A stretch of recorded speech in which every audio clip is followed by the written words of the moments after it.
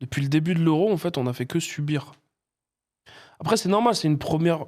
C'est la première compétition internationale avec un nouveau coach, avec pratiquement que des nouveaux joueurs. Il y a peut-être le dernier joueur, le seul rescapé, on va dire, des JO, c'est Yabou Sélé.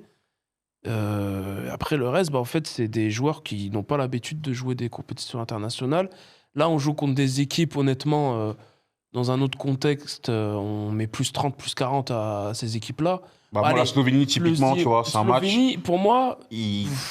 Tu vois, genre, même si Luka Doncic est très fort, hein, si on a l'équipe de France comme on la connaît, équipe A, il n'y a pas de match. Oui, il n'y a pas de match. Et Luka même va faire son Pologne, match, mais il n'y aura pas de match, quoi. Tu vois. Et encore, après la Slovénie, c'était entre guillemets la nation la plus forte, la deuxième nation la plus forte du groupe. T'as la Pologne, honnêtement, voilà, ils sont à domicile, ils ont un peu la force du public qui les aide. C'est pour ça qu'ils les ont accrochés. Mais après, t'as Israël, c'est pas ouf. L'Islande, j'en parle même pas. La Belgique, j'en parle même pas. Pour moi, ça doit être premier logique dans le groupe. C'est beaucoup plus disputé dans les 3 autres groupes que dans le groupe de la France. Oui, c'est vrai que sur le papier, il y avait un groupe simple, entre guillemets. Ouais. Mais après, quand même, on va reprendre le contexte, dans le sens où, au tout début de la compétition, ton meneur 1, c'était Strazel, il se pète. Il comptait sur l'expérience de Poirier, il se pète.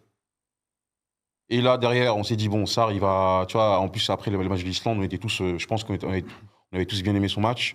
Il se pète. Donc, en fait, tu pars avec une nouvelle équipe, avec un nouveau leadership, avec un nouveau capitaine, et en plus de ça, tu te rajoutes des blessures potentielles, tu vois. Et très peu d'intérieur aussi. Ouais. Mais je pense justement, c'est pour ça que, je remonte sur ce que je disais tout à l'heure, vis-à-vis de Koulibaly et les sachets, je pense que c'est pour ça justement qu'eux, ils sont en dessous de leur niveau habituel, leur standard. Parce que je pense qu'ils n'ont pas encore c'est encore des joueurs jeunes, tu vois. Mais je pense qu'ils n'ont pas encore les épaules pour porter la cape du super-héros pour une équipe nationale encore. Je pense encore un peu trop tôt, en fait. Bah après, ça peut s'expliquer ça pour les deux. Dans le sens où, moi, quand je dis ça, c'est pas en mode une critique vis-à-vis d'eux. Non, je te dis pas que t'as critiqué. Ouais, mais c'est plus un constat dans le sens où, bah, Bilal Koulibaly, au Wizard, c'est pas le mec qui va mettre 20 points par match, entre guillemets. Et il sait pas ce qu'on attend de lui, dans tous les cas.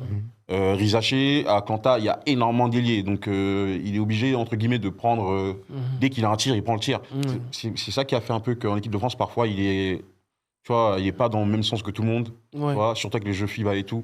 Mais je pense que c'est les bons joueurs dans l'avenir et que ça va nous apporter de fou.